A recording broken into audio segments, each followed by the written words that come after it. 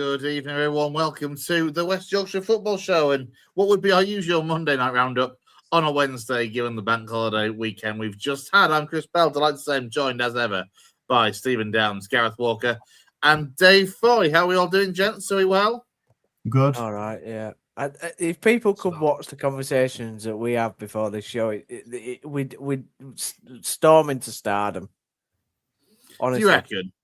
We will, yeah, genuinely. I feel like we get our best conversations out before we actually come on the podcast.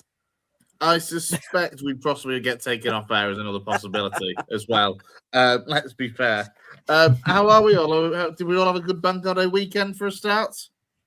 Superb, mate. Yeah, it was great. Yeah. Yeah. Gaz had a terrific weekend. You can tell. Mate, yeah, to be honest with you, I was down in Exeter Friday to Sunday, so it weren't so bad. And then I've been knackered since I got back, but yeah, it's been good. Is it one of those where a hangover now takes you 3 to 5 working days to recover? I think I've been in that state for probably about 10 years. Yeah, I think haven't we all? I'm older than you, I remember. Let's get started. There's got a few bits and bobs to go through from our region.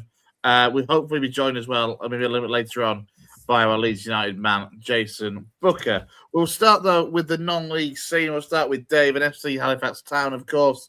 If you've not seen it, we did do a 10 and 15-minute video the other day, which was referring to the news that Adam Lakeland had left FC Halifax Town and had taken a job up in the northwest with Morecambe in the National League North. I guess, Dave, we're going to start with that because obviously we've had a few days to reflect on the situation. I see that he's put out a very brief tweet basically thanking everyone at Halifax for their support during his time there. That seems to have been met, to say the least, with mixed responses from FC Halifax Town fans. A lot that are positive and thanking him for his work. A few that are rather upset, I think, and annoyed about the way that he's left them. Where do you stand on the situation now after you've had a few days to recover?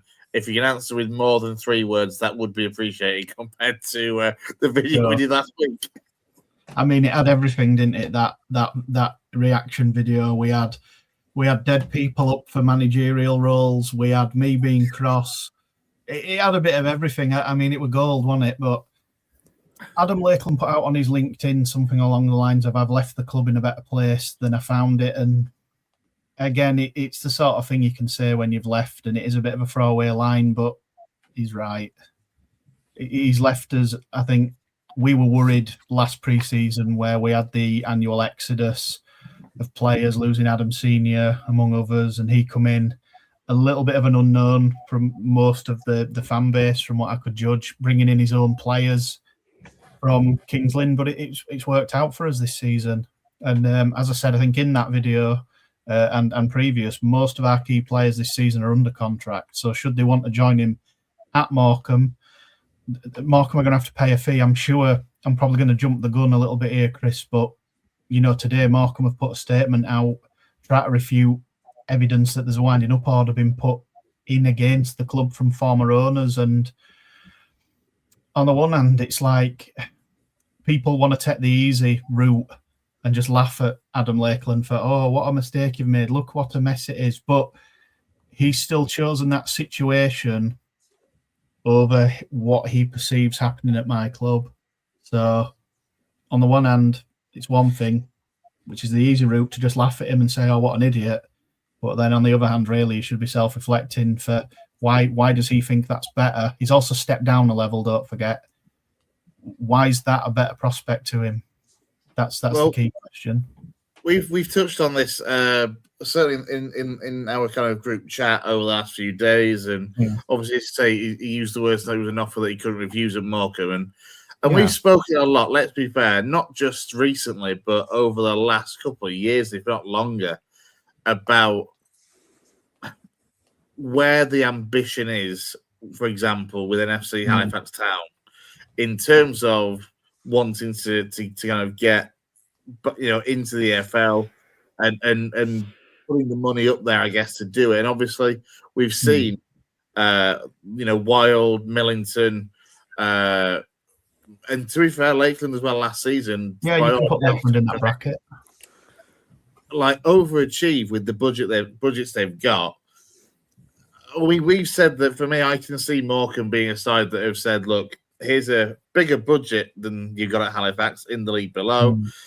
That'll be a bigger budget again if you get us back into the National League next season. And training facilities and all this sort of thing as well. Where does where's the balance, as you say, kind of across the, not just yourself personally, but more so across the full town fan base in terms of, as you say, that bit of self-reflection of actually not how bad are things inside, but where are we at ourselves if he's going to down a league for a bigger project? I mean, I think I've just said that. When I said there's a balance, I didn't just mean myself. I meant I've been reading social media messages, our forum. I mean, as you can imagine, I'm on top of everything Halifax Town related, and that seems to be the general vibe. A lot of people are taking that, what seems like the easy option of just try to have a laugh at him going into this, in inverted commas, mess of a club. A few more aren't reflecting on why does he think that that's a better prospect than leaving a team that was 8th. He's basically said, I've took this club as far as I can, and that's after a season. And Chris Millington, I think, took it as far as he could. Pete Wild may have been able to take it a little bit further. You know what I mean? There were rumours that he were getting tapped up prior. I mean, we were still in the league title with 3 games to go, as minuscule as it were. There was a prospect that the final day away at Stockport could have been a title decider. I mean, it was taken out of our hands eventually, a bit like the playoffs this season. So it's, what people can't see past is apparently it was a bit like the way Morecambe have played it is basically like we contacted him on a Tuesday, he agreed on the Wednesday, and he left on the Thursday. And it's like, that's not quite how it works when you're negotiating or when you're going in for a manager. It just doesn't work that quickly at all. Sam Walker, his assistant, has also joined him in the period between today and the last video I did, which was to be expected. He is the assistant manager. There's maybe a few whispers and rumours. Maybe he might step up like Chris Millington stepped up when Pete Wild left, but those rumours were quashed pretty quickly. Yeah. Walker had worked with Lakeland elsewhere, hasn't he? He's been part of he's been part of the team for at least Kings Lynn, maybe I want to say maybe even Farsley as well. Prior. Going forward, then obviously as you say, you came on top of the forum and that sort of thing. I saw the article that our friend of the show, Tom Scargill, put out last week, kind of just basically suggesting a few names. It's very difficult. The bookies don't seem to want to cover next FC Halifax Town manager odds. I can't find the proper list anywhere in terms of what the bookies actually think. In that article, though, a few interesting names. A couple of them have gone already, though. Phil Parkinson has joined Chester, and Graham Coughlin has gone over to the League of Ireland to join Waterford. But in that list, a couple of interesting ones for me to kind of put towards you. I know in the last video we did, you mentioned John Coleman, but I would throw in there John Askett, who was at Truro, and obviously did well to get them up. But they've recently gone down, knows the North as well. And for me, I think the best one option, or the most inspiring one for me, on the basis of his work elsewhere, is Jonathan Greening at Scarborough. But who's out there that's catching your eye and catching the kind of the wider town fan base? To be perfectly blunt, if previous seasons are anything to go by, there's no point trying to guess.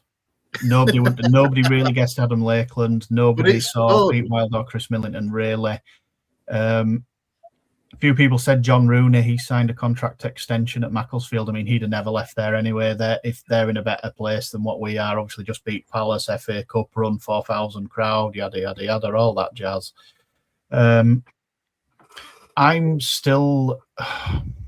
I don't think John Coleman would fit the David Bosamworth managerial appointment model, so that's the only reason I think he'd be out.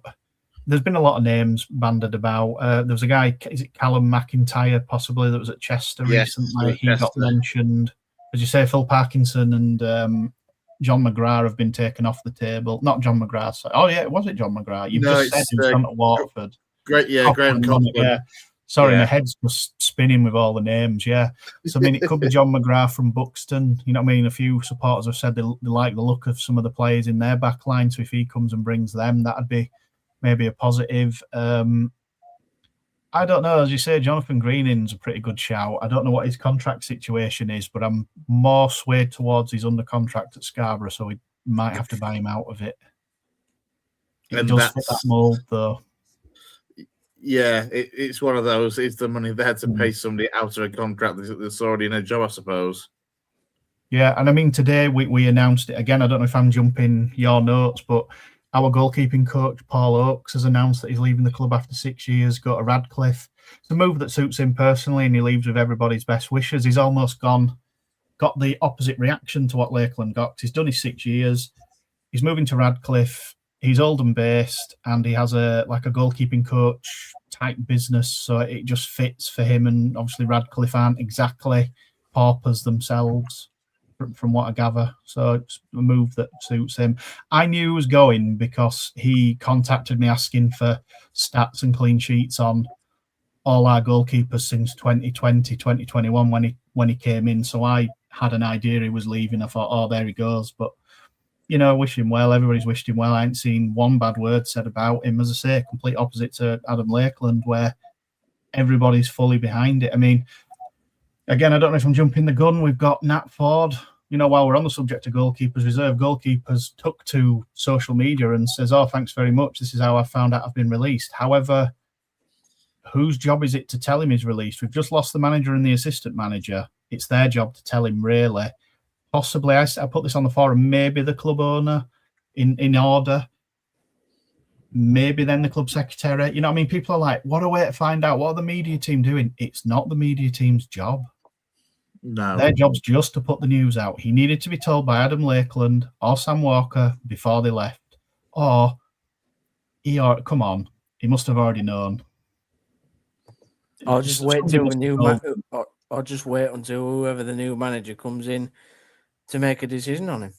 Yeah, I mean, I think Chris has got our release list lined up. So again, I think I'm just jumping ahead of things that he's going to ask us. But I'll leave it at Nat Ford so that we can analyse the other people. But yeah, for Nat Ford to take to Twitter to say, oh, this is how I found out I've been released.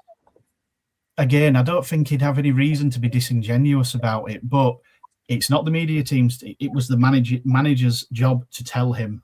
We don't currently have one, so what do you expect? I don't know. I don't know. This is one where, yeah, it's hard. It's difficult. It's an unusual situation, I guess, because you have got this situation where the manager has left before any of the players, would be informed and would do in this case. It's certainly a strange one. Before we kind of come on to that release list and what was put out, Gaz, let you come in on it. I was just going to say exactly what you just said, really, there, Chris, in that if the manager's left, you would imagine that he's the one that's at least had a big say in drawing up the release list or the return list, whatever you want to call it. If the manager then leaves, does it not become a case of the higher ups go, no, scrap that? We're going to say we're going to let the new manager make a decision, and then leave it. Obviously, players that are out of contract then would be free to do whatever they wanted to do because they need security. But that initial returned and release list that was drawn up by Adam Lakeland, presumably, then becomes invalid, and the club should surely say, because the manager's left, this is now all up in the air. We understand those of you that are out of contract might want to go elsewhere, but from a club's point of view, we can't make a decision on you until the new manager's appointed. Yeah. Yeah, I mean, I can sum up the list before Chris reads it out. These are 6 players that I think most fans would agree that they're pretty happy for them to move on. There's one that's a sticking point, and we'll discuss once we get to it. Go on, mate. Go on. So that top name, Florent Hotty's been released. Now, he wasn't really in Lakeland's plans. I think I've been on the show previous. I said Lakeland weren't happy. We played Brackley away, and Florent Hotty was an unused sub, and he didn't warm down at the end of the game. And Lakeland, I mean, his character's now in question, of course, but his line was he's got injured because he didn't warm down after a game where he was an unused sub, and it's sort of bit of a poor attitude and everything. But Florent Hott is the sort of player where he could just go, want to come to Morecambe? And he'd probably go, yeah, I will do. But he didn't have a great relationship with us. Jack Jenkins, glowing report from Adam Lakeland, said he didn't, it's one of them, Jack's a great lad, but we don't really have a place for him. Nat Ford, we've touched upon. Sean Tarim has spent most of this season out on loan, as has Tom Pugh. And Zach Emerson's just, again, I think I've said it on this show, just very, very unlucky. There's rumours that he's got a particularly debilitating illness off the football field, which would affect his fitness levels. And it's a shame because he's one of those players that's obviously talented, but he's always injured or he's always got this issue. It would be unfair for me to say what I think it is because, again, I'm sure this comes as no surprise. We don't actually know because the club hasn't said. That's their prerogative. That's his prerogative. He can be as confidential about it as what he can. So it's not my place to say what I think it is. I'll say it in the chat off air. I'll mention what it is. And it would make perfect sense, but it's not my place to say publicly when it hasn't been touched by anybody else. It's not my place to say it, but it makes sense. Incidentally, Zach Emerson was the one player that, apart from Nat Ford, to kind of say this is how I found out about being released. Zach Emerson did turn to Twitter. He put out a tweet saying, "Thanks to everyone at Halifax for my time there. Met some top people, made some great memories. Been a frustrating year battling with illness, then getting injured in my first game back, but looking forward to getting back playing and enjoying my football again." And obviously, FC Halifax Town retweeted that, and he's got some kind of comments wishing him well on that one. I mean, before we kind of move on to kind of the wider non-league scene with Halifax, I mean, it feels like we're very much in a bit of an unknown situation in terms of timelines. There's doesn't seem to be anything out there that says, nothing's come out and said we're looking to appoint within a fortnight or anything like that. It was all just, if I'm right in thinking, when the when the departure was announced, was it CVs into the club secretary, and that was basically it. Yeah. I think we've had one since, Chris, that you must have missed. I'm going to quickly look myself, and I'm sure it's something like by the end of this week, they'll be in a stronger position to basically give further news. That was put out, I believe, yesterday. I'm going to quickly check on the spot now, though. Because, I mean, obviously with news coming in and everything else going on, it's sort of just got mixed in with everything else. We're currently, this was May the 3rd. Oh, so a couple of days ago. We're in the final stages of organising it on Arts Friendlies. We've had a very positive response, healthy number of serious applications for the managerial position. Interviews will commence over the next few days, so we assume they are now interviewing people. I'm sure there's been a further update. I'm sure I saw it somewhere, but it appears we may not have done then. We're currently interviewing candidates. We can't mess about, though. No. It will be interesting to see where it goes in the coming days and go next week or so and see where Halifax do choose to go. Just before we move into a little video from our own Lewis Sale, Jason Booker has joined us, haven't we, mate? You all right? Yeah, mate, I'm good. How are you? Yes, very well. Thanks for joining. We'll wrap through the rest of the non-league scene. I mean, there's only one major story to go with in non-league, and that was Bradford Park Avenue and Emley at the weekend. They met at Emley in the playoff final of the MPL East. Downsy, I know you were hoping to make it, but you couldn't make it in the end, could you, sadly, mate?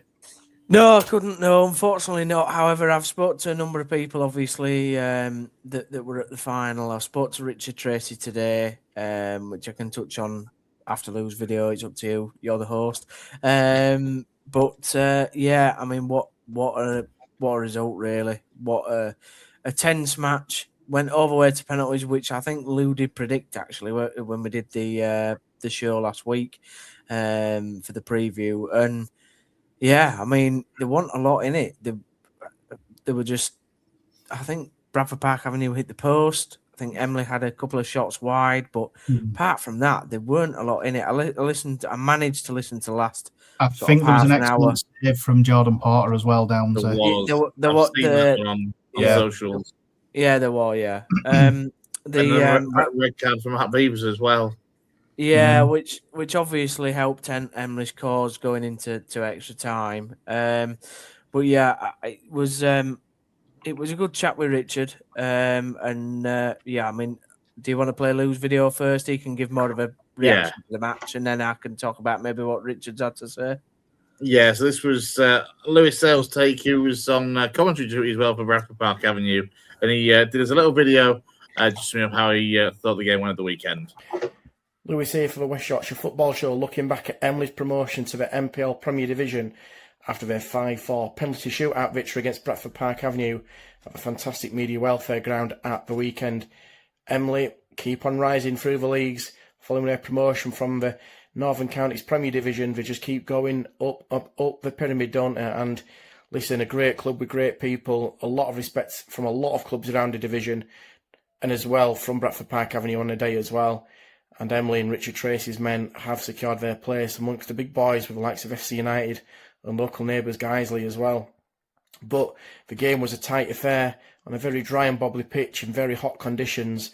Jack Hall was the first one to be tested in the Avenue goal when Harry Shepherd stung the palm of the Avenue keeper, who got enough on the shot to just deflect it wide of Lawrence Rendo's boot, who tried to get on the rebound and took it back into the bottom corner, but outstretched leg meant that the ball went into the travelling Bradford Park Avenue fans.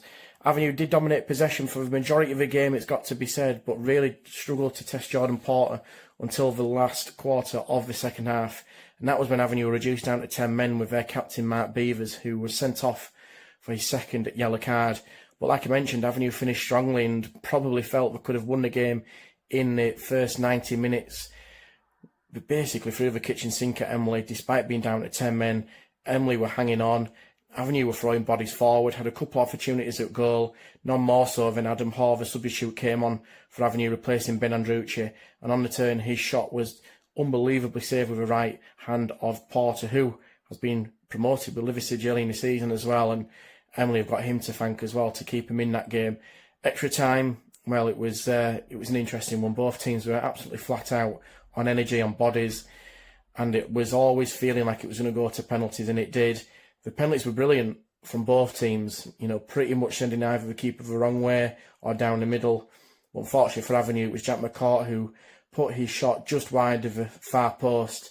That delighted the Emily supporters, and it was their local lad, Joe Clegg, who can actually see the ground from his own home. He sent the Pewits into the Northern Premier League Premier Division, defeating their local neighbours Bradford Park Avenue by 5 goals to 4 and penalties. Great occasion. The quality of the game was there for all to see, pretty much being a mirror image of what Avenue and Emily have fought out over the past couple of years, but they will play in separate divisions next season. Emily keep promoting themselves up the league ladder. Let's see how they get on in the Northern Premier League Premier Division. Avenue have to tough it out in the Northern Premier League East for another season, and they'll be hoping to go one better next season and maybe join the Pewits in the division in the 27-28 season. That was Lewis Sale there, reflecting on the Emily versus Avenue game there. Downsy, your take on Lou's little bit there?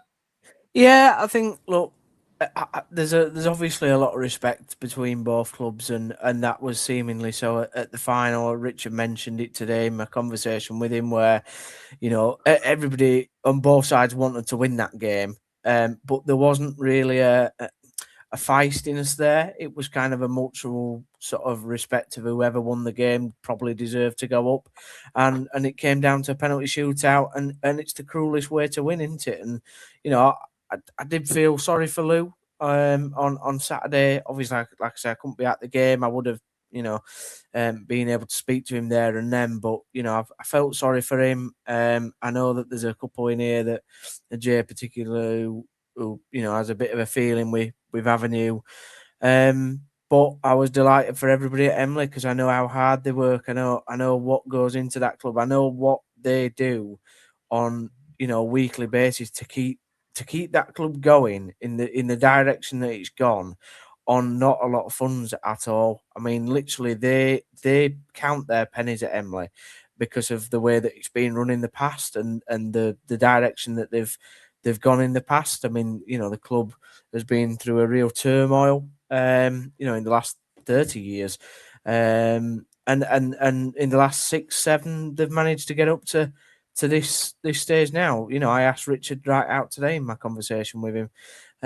You know, did he ever think, 6 years ago when he started the job, he'd get him to step 3 of non-league football? And he said no. He said the idea was just to slowly improve the club and get it to a place where they thought that they could, be ambitious, but not overachieve like they have done. And there's going to be he's in no he's in no. Well, I can't think of a word.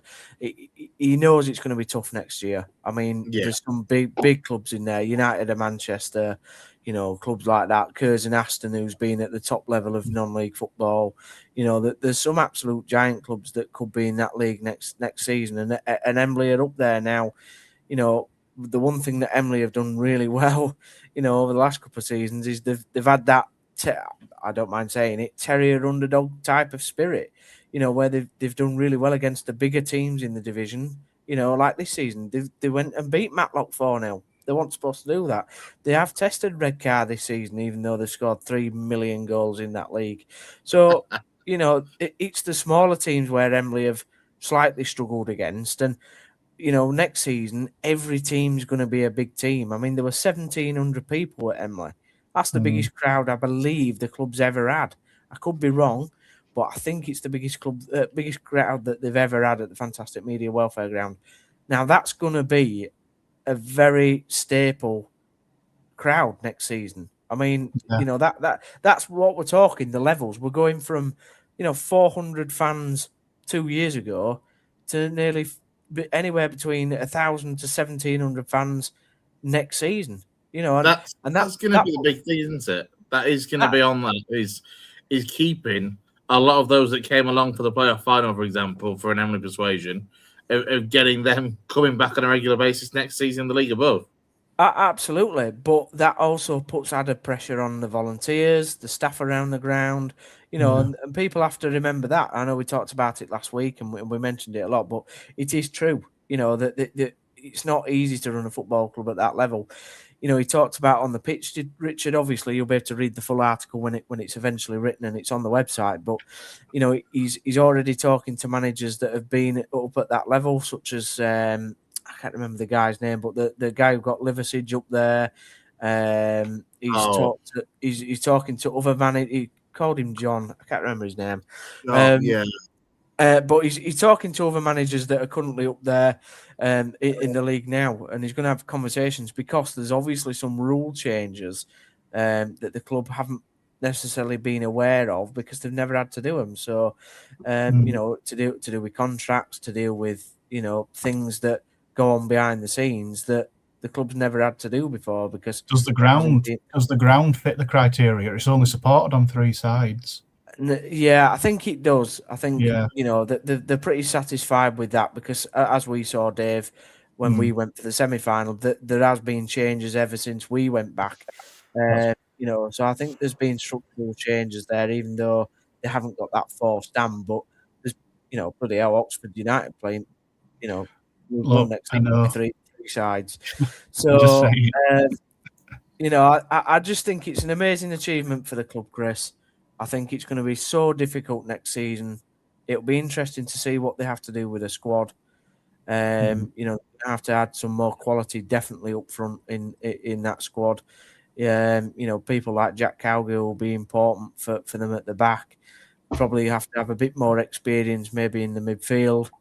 But yeah, it was great for us, obviously, as a podcast to have both teams in the final. Absolutely. Desperately sorry for Lou, but one thing about Avenue is, they'll come back next season bigger and better, and hopefully, they will have their Emily moment next season. And they'll be up there then. That's what we all love on this podcast to happen. More West Yorkshire sides higher up in the division, the better, isn't it? Yeah, absolutely. Yeah, I know.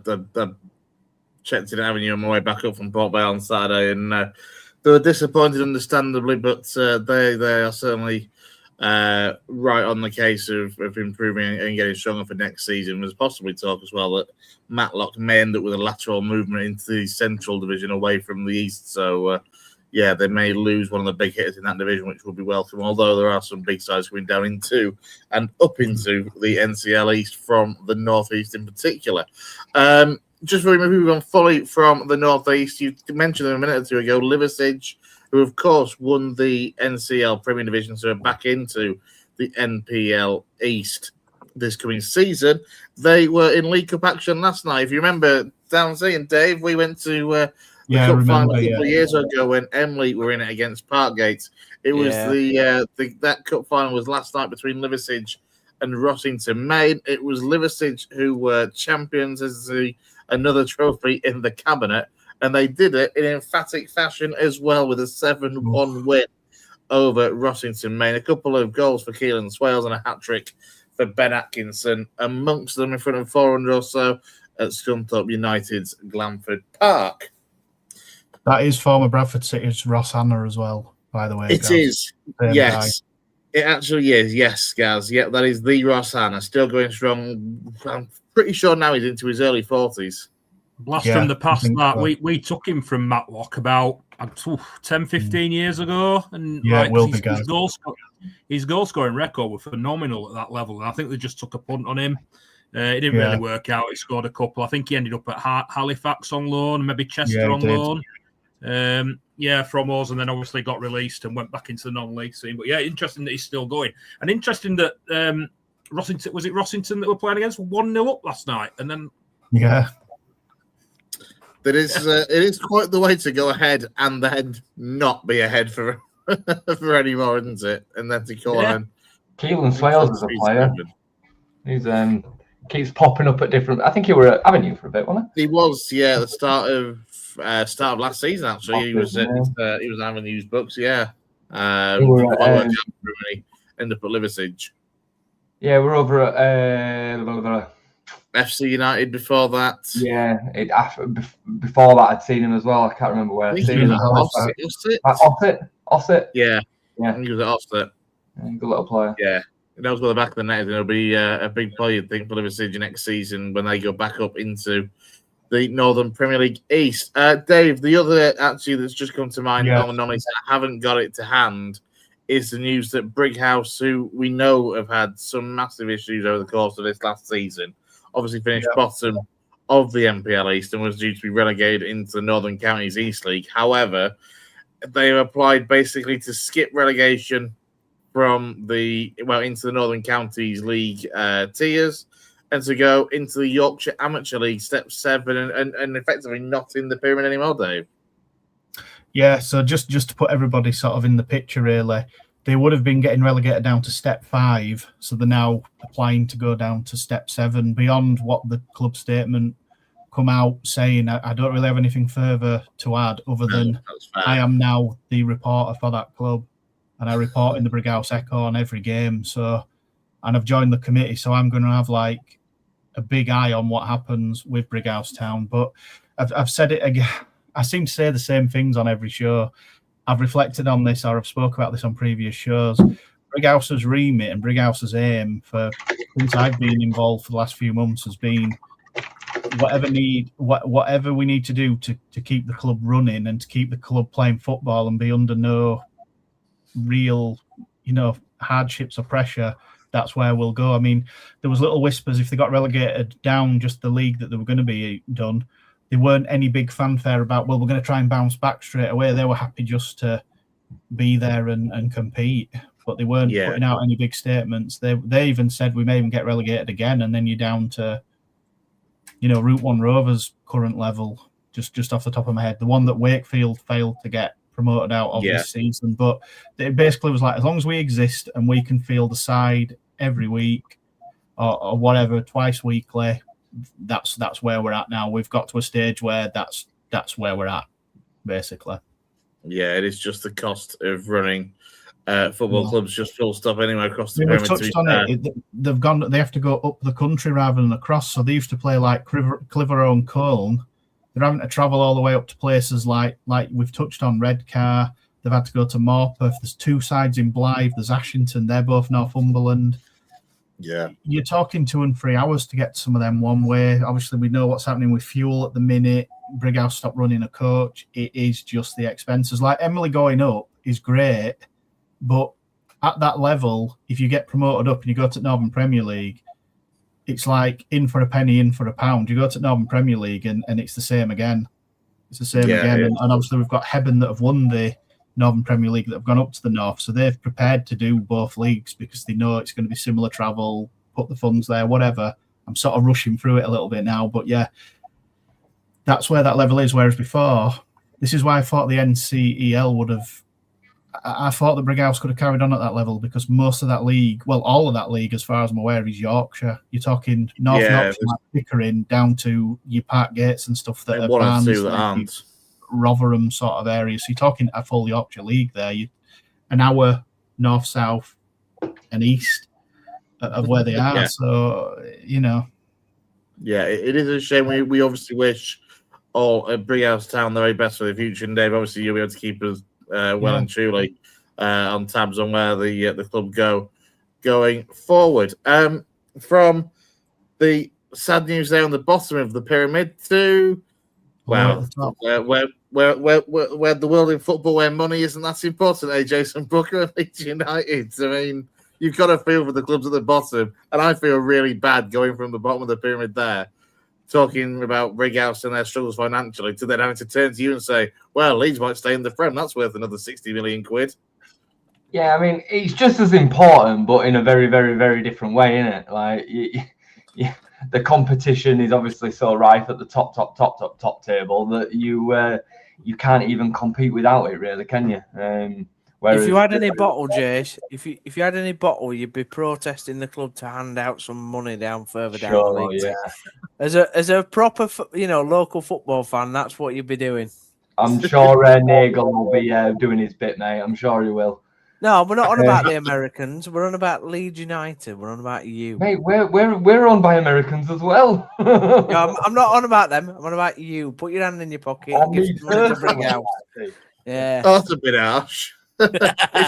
It's one thing to call on the clubs at a higher level to help out. It's a bit harsh calling on Jason personally. Jesus. Yeah, it's going to be an interesting week. I'm sorry that I am having to be a little bit quick today. But yeah, it's going to be an interesting week in the Premier League. Never, I don't think, can I remember in my maybe adult years a relegation battle so kind of finely tuned and ready to go. I know we've had some unbelievable relegation final days and whatnot in the Premier League, but for a long time the relegation picture has just been done. And in the Premier League at the minute, we've got Champions League's probably done, but the title battle's still there. European places are all still being fought for. And then probably the most exciting thing out of them all is who's going to go down in the relegation battle. And it does look like it's kind of gone into a two-horse race. But the way that this goes is just so finely poised. And it feels like this weekend's absolutely massive. West Ham, they have Arsenal coming to the London City Stadium or whatever it's called now. And Spurs obviously take on Leeds United at the Tottenham Hotspur Stadium. So it's going to be a massively interesting week. We've still got so much to play for in terms of places. Apparently, every position within the Premier League now is worth £4 million. That's what I heard the other day, which is, it's pretty important for a club that's just come into the Premier League. So, and, we've lost 5 games, including the playoff semi-final, in 27, which is impressive for a team that lie 14th in the Premier League that have just got promoted. So I think we're going to be an absolute nightmare for Spurs on Monday. It'll be a million times from what we saw. I don't know what that performance was that Villa put out at the weekend. I know some of you kind of pushed back and Lou really disagreed and some of you agreed, but I've never seen a Premier League performance as bad as that one. It was shocking. And I had no problem, by the way, with the resting of players. No problem at all. They've got a European semi-final to consider tomorrow. I get it. But the players that went out there disgraced themselves. It was so bad. Like, you had Jadon Sancho passing the ball out 2 yards. He's trying to play a pass 2 yards and he's playing it out for a throw-in. They didn't have a shot on target until the 95th minute at home. Like, it were an absolute generational stinker. I think any Premier League team would have beaten them comfortably that night. So I don't think it matters anything other than probably giving Spurs a little bit of momentum. to be honest. I don't think West Ham will beat Arsenal. I think No, a lot of people are talking West Ham. A lot of people are talking West Ham into a shock result there because obviously Arsenal have got so much to play for. West Ham have got so much to play for. West Ham are at home. I wouldn't be shocked by a draw in that one. If you do something against Spurs, I think that makes it more interesting for the week after. When I think, from memory, West Ham have got a decent. West Ham are away at Newcastle, and Spurs are away at Chelsea. Which I mean, Chelsea could be, who knows, and Newcastle have been poor, haven't they? So I do think if Spurs beat Leeds, which obviously we're talking about is no guarantee, but if they do and West Ham lose to Arsenal, I think it's nearly done. I think 4 points, lots come back for over the last 2 games of the season, and that will be back-to-back wins for Spurs as well. So yeah, it'd be 3 wins in a row for Spurs. It'd be 3 wins in a row because they beat Wolves, didn't they? And then they beat Villa. Then it'd be us as well. I personally don't see them beating us on Monday. Now, I do think it depends on what the picture looks like come the weekend, because I think if West Ham lose, it might change Leeds' kind of position in that game. We are mathematically safe if West Ham lose to Arsenal. We're pretty much mathematically safe if they even get a point, because they'd have 6 points to claw back over 2 games, and look at the goal difference, it's quite considerable.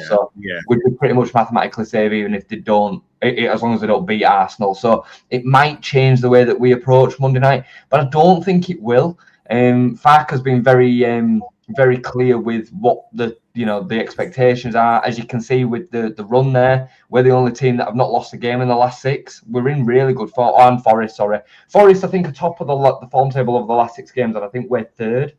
So we're both in a really, really strong position. We've not lost away from home since that mad game against Newcastle, and I think that were in January. So, and we conceded 2 goals, 92nd minute plus in that game to lose 4-3 from being 3-2 up. So I really, really fancy us on Monday. I fancy us more personally if West Ham have lost. I think if we know we're safe, I think we go there and cause them absolute nightmares. And I think we can go there and win that game and leave it at just a point going into them last 2 games. And then, I don't know, I'd be interested to kind of quickly get you guys' feelings on it. But I think Spurs lose away at Chelsea based on nothing other than history and Chelsea being up for a big game. And then I think it goes into the final day. And I think West Ham beat Leeds on the final day at West Ham. And I don't see Spurs beating Everton when Everton are going to need a win to get Europe. So I think Spurs will go, personally. No, if West Ham could get something out of the Arsenal game, I think that would be great for them. I think it'd be good if you could beat Spurs just to keep it interesting, to be honest. I never want Leeds to win, but I think it'd be all right if you beat them just to keep it interesting. I agree with you on the Spurs and Chelsea thing. I can't even remember last time Spurs went to Chelsea and won, to be honest. The problem with that one, though, is Chelsea are so shit. But they're not in big games, though. They're not like. Well, they haven't been bad in big games, but we don't know just how they're going to perform in this one under Callum McFarlane because of how shit they've been for the last 6. Like Chelsea were dire. Chelsea play Liverpool against Forest. Chelsea have lost 6 in a row. They were dire against Forest, but they play Liverpool this weekend. That'll be a bit of a gatekeeper, if you like, a test for how they can approach it. If there's anybody they want to play against at the moment, it's probably Liverpool, because Liverpool are just hit and miss. The 1 minute they're great, the next minute they're bloody awful. So, I wouldn't put it past the Chelsea win on Saturday, and then that probably gives them a boost going into you say it's West Ham, no Spurs, sorry, the Spurs game. Spurs game. And then like you say, I think who do West Ham play after to Arsenal? West Ham play Newcastle away. Yeah, I think they go beat Newcastle because Newcastle are poor. It's West Ham Leeds on final day. Yeah, I think you're right, Jay. I know Newcastle are still a bit all over, but do you think they still go up to Newcastle? Bear in mind, it'll be Newcastle's last home game of the season. You think they go up there and win? I don't think they've vote to play for, have they? They might not have anything to play for, but it's that final home game of the season thing, isn't it? There'll be the lap of honour afterwards, etc., etc. Not to play for. They're already I reckon Newcastle West Ham. I could see that being something like a 2-2 draw. Yeah. Yeah. And then I agree. I think if Everton's got something to play for Moyes, he'll have them fired up on last day to go beat Spurs. Look what Everton did the other night. I mean, Everton have that. Oh, it's such a shame they capitulated, though. Just on that, and I know Man City can do that to anybody, but that second goal that Everton conceded were an absolute shocker. They kick off to Man City, one ball right through the middle of the whole pitch to Erling Haaland, and it's got literally they kick off and within 5 seconds have scored. It was you'd be losing your mind if you Moyes. They basically might as well not have scored because it kind of gave Man City momentum then. I also think Man City will win the league, to be honest. Yeah, you see, I think it's swung the other way now. I think Arsenal will, especially on the back of getting through the Champions League to the final. I think Arsenal got over that wobble. I were with you. I thought Man City were going to win it on goal difference, but Man City dropping points the other day. I don't see Arsenal losing against West Ham. I think they'll win that.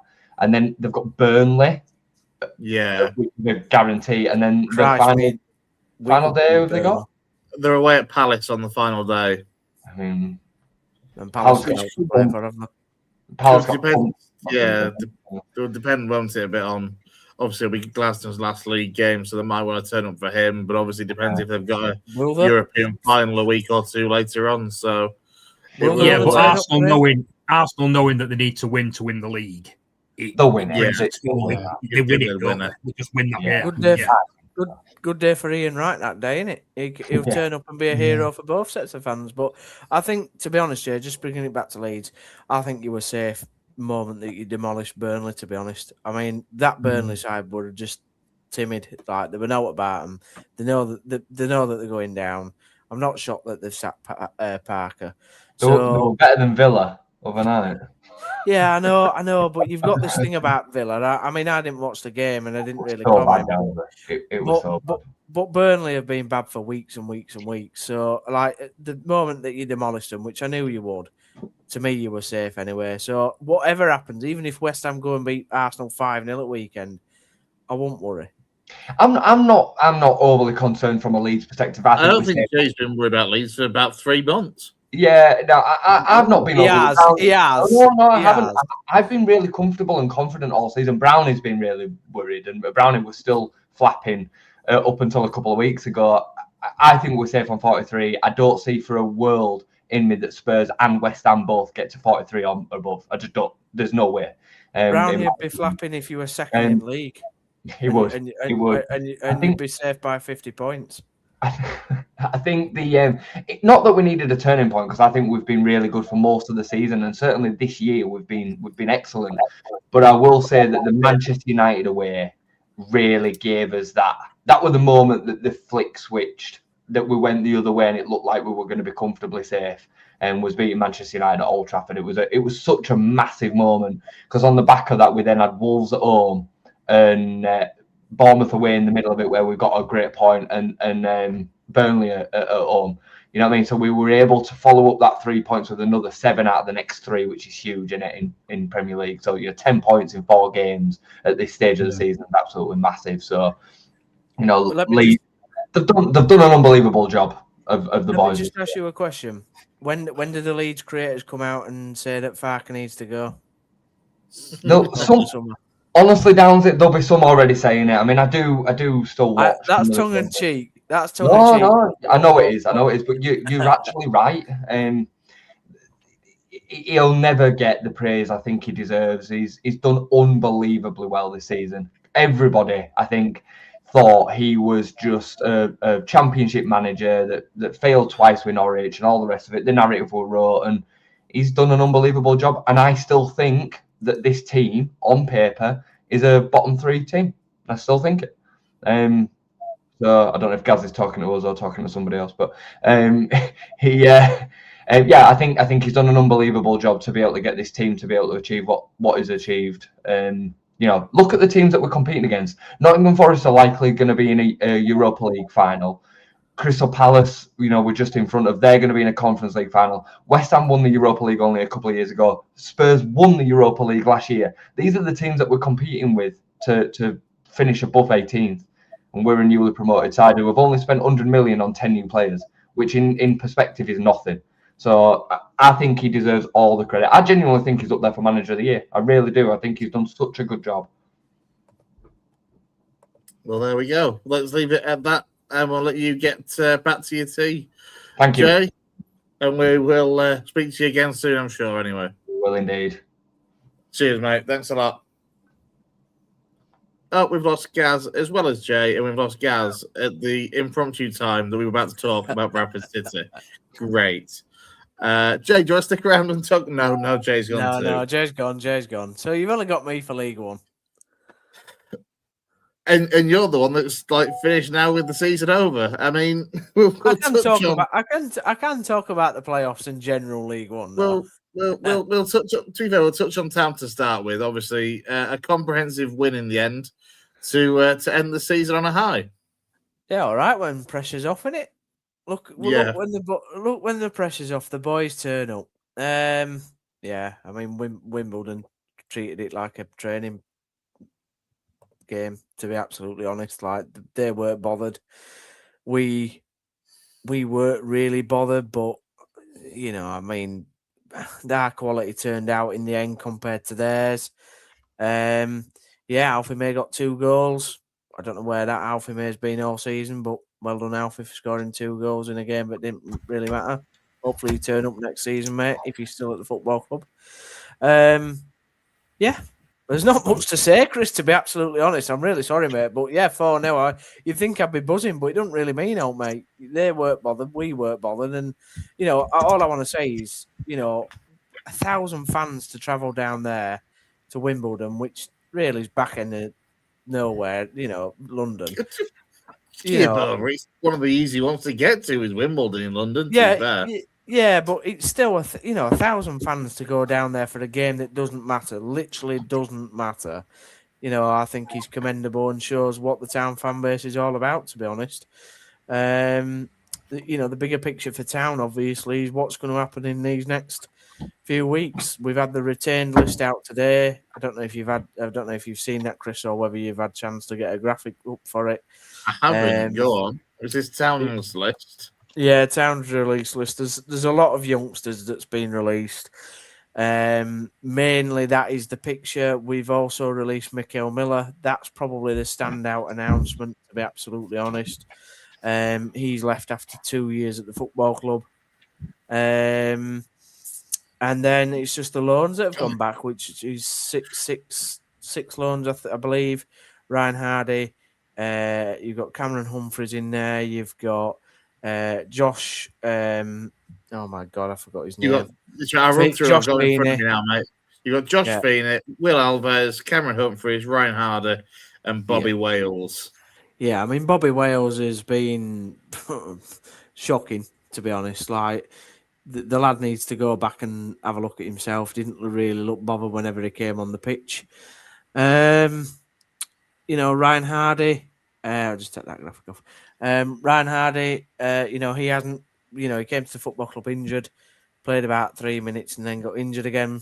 You know, the best player we've probably had on loan, to be honest, is Cam Humphreys, apart from Leo Castledine that came at the beginning of the season. Josh Feeney did all right and then got injured, looked a little bit out of depth.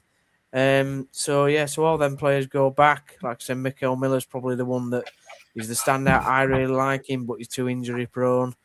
And then there's loads of young lads that we have offered contracts to one lad in the under 21s, plus Cam Asher, obviously, who's been the standout player that's probably come through the academy this year, apart from George Sabine, who's lately come through. It's all about this Manning situation now. I think, you know, when they're going to make the announcement, what's going to happen. You know, they're going to have to get on with it. I know I joked in the chat the other day and I accidentally put 2 months when I meant 2 weeks, but we do really need to know in the next 2 weeks, I think, because time will start rolling on and plans need to be put in place for who people, whoever the manager is, who he wants to bring in and in what positions. Yeah, I'm not too sure that you could even really use that much time at this stage of the season to be there. Now they're into the end of the season. I guess it's, I guess it'll all be all eyes on Liam Manning and what the plan is from here, really, whether he does return to his role or whether the club kind of part ways with him and you go for someone new. But either way, it needs to be, days more than weeks now at this stage before something is decided, I guess, one way or the other. Because if it is the latter and somebody new is coming on, you need to, obviously, that'll potentially take a fortnight, 3 weeks. You need to be getting somebody in to hit the ground running, ideally, before the start of June. Yeah, well, it'll be our second manager / third season where we will have had a permanent manager leave. I'm saying leave for Liam Manning. He's not left, but obviously in the situation he's in, it'll be the second manager / third season where we've had this situation where we don't know who the manager is come like the middle of May. Now, the one before obviously was Michael Duff when he was appointed. He was appointed in May, really early after the season finished. So he had a full summer to get prepared. And then obviously when Michael Duff left, you had the thing where, Liam Manning was then appointed. Lee Grant was, appointed very early on in pre-season, around May time, where we knew he was going to be the manager, and he took through the summer. So, if Liam Manning does decide to leave, that'll be then another appointment which we'll have to make very quickly, early in May, start of June, to make sure when the players come back in, late June, early July, they know who the manager's going to be. Yeah, absolutely. Yeah, that one base is the expected announcement tomorrow or Friday. Yeah, you'd certainly hope there'll be something. So there'll be something come the end of the week. We will see, I guess, in due course. Let's turn our attention then to Bradford City. The Gaz is back with us. Gaz, a winning end to the season. Obviously, you mentioned earlier at the start of the show you were down in Exeter for the game against the Grecians, in which you relegated them to League Two, but most importantly, secured Bradford City's place in the playoffs to come. Yeah, sorry about that. My internet is playing silly buggers tonight, so if there's a delay, it is entirely on me. I was down in Exeter. We always go to the last away game and try and make a weekend of it. This year it was obviously Exeter, and there was a lot riding on the game because they needed to win to have any chance of staying up. We needed 1 point to make sure we finished in the top 6. And we managed to get that point. It was what would I say? I think we were the better team. I think we deserved to win the game. It wasn't end-to-end stuff or anything like that. It was quite attritional in a way. Exeter threw everything at us. They made all the subs quite early, having gone 1-0 down. Had a real go, especially at the start of the second half. But we were just the better team.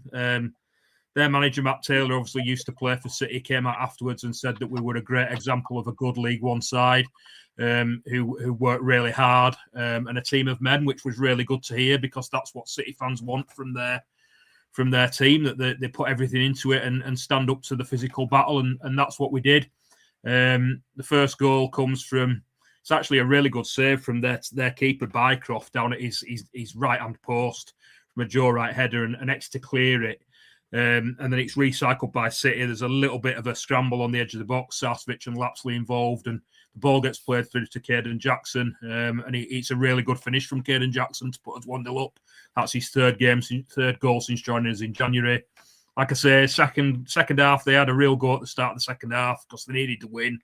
But we got the second goal, I think 79 minutes. It's that man again, it's Sasvich. He just does the business when he needs to do it. He's so important to us. He's missed a few games with an ankle injury. He was back on Saturday and he just didn't give up on a lost cause. And the Exeter lad tries to head it back to his keeper, and Sasvich is right on his shoulder and nips in and flicks it past the Exeter keeper, and it's in front of the City fans. And the scenes were pretty impressive actually when we scored. Really enjoyed it.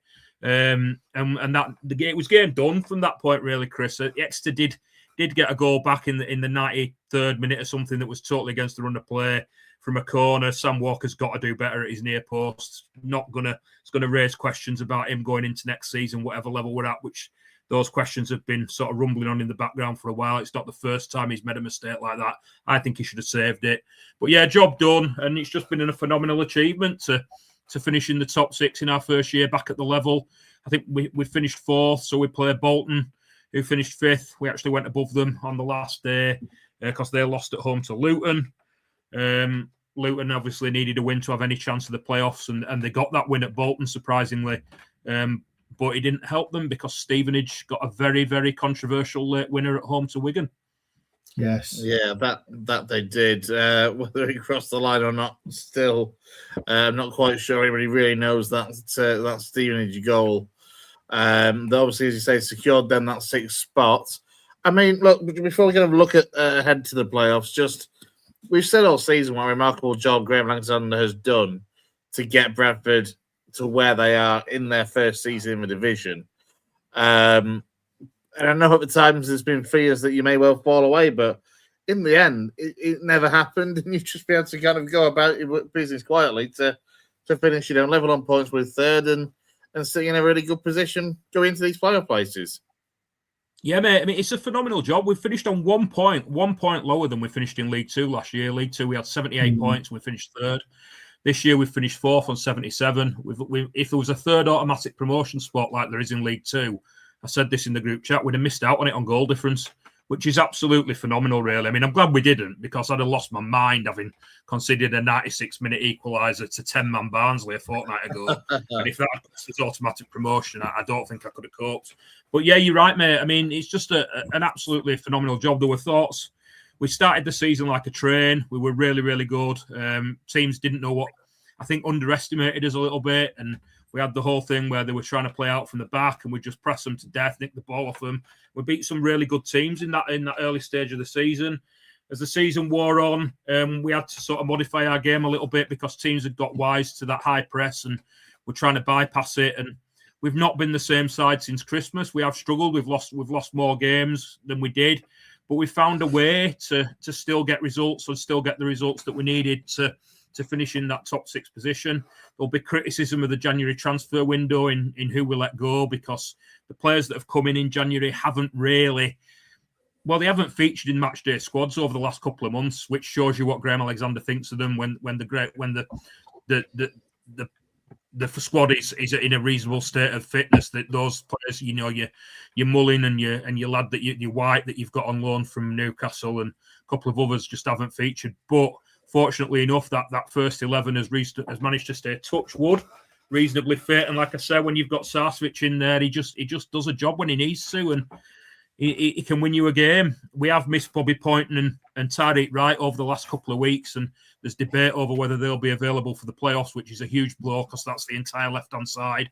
But George Lapsley's come in for the last 2 or 3 weeks and done a fantastic job, having been a bit of a forgotten man. So he's run his socks off, and he deserves a lot of credit for that because he's done a really good job for us. I think Jackson's been a big player for you, hasn't he, Gaz, since he's come in?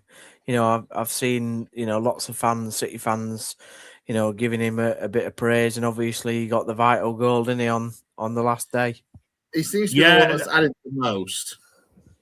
Yeah, I said to Chris that was his 3rd goal since he signed for us in January. There was a little bit of debate about him because he's not had a fantastic goal scoring record at Ipswich or Derby over the last couple of years, but I think that's mainly because he's been played on the right hand side.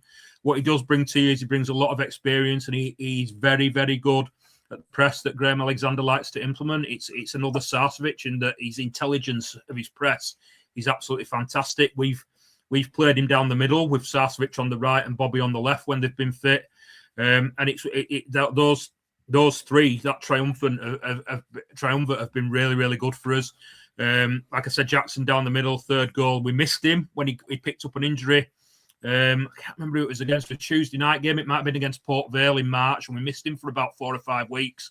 And we noticed the difference. And since he's come back in, he's picked up where he left off. A fantastic goal against Bolton in the last home game, and another great finish, like you say, Downsy away at Exeter on Saturday. So if he can keep doing that for us, I think he can be a real asset for us over the next couple of years. I think he signed a 2.5-year deal. So even though he's at the back end of his career, he can be a real asset for us if we stay down, and possibly if we were to dream big and go up, he could still do a job for us, hopefully, in the Championship. He's a Bradford lad. Had a career at Albion Sports, started his career at Albion Sports, then had a career in the professional pyramid at Accrington and obviously Ipswich and Derby, and now he's come back to Bradford. At the back end of his career. Final couple of questions, guys, before we go and wrap up for the night.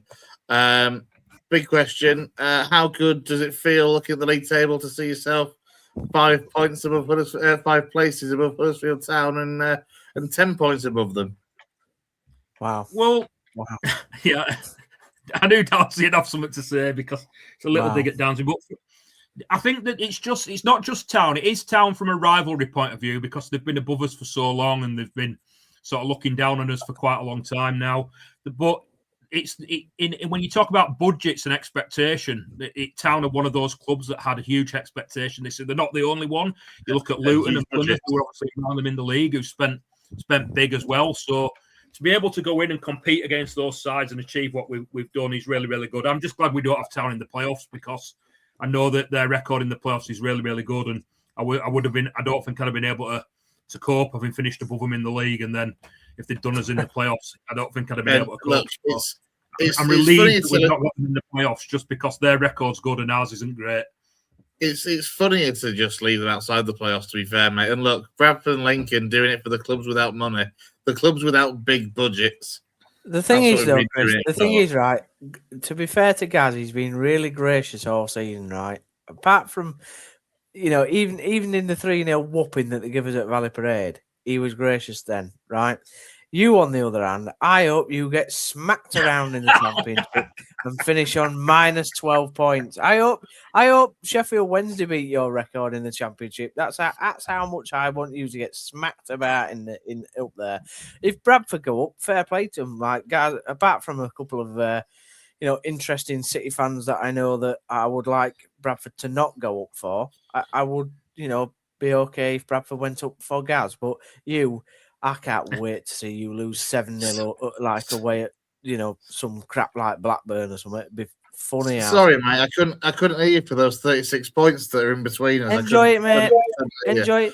Football comes round in circles. You'll be back in non-league soon enough, mate. You'll be back in non-league. Don't worry about it. The thing is, from a Bradford point of view, is I don't like gloating because it's the first time we've been above Town in a very long time.